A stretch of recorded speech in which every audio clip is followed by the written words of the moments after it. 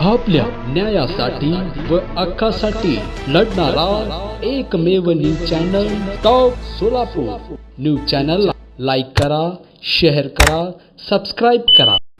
Online फसवणुकीतील तक्रार मिळताच विजापूर नाका पोलिसांनी तातडीने हालचाली करून तक्रारदारास 96,000 रुपयांची रक्कम परत मिळवून दिली। त्यामुळे तक्रारदार सादिक चौधरी राहणार सोलापूर यांनी पोलिसांचे आभार मानले। चौधरी यांची 96,000 रुपयांची ऑनलाईन फसवणूक झाली होती।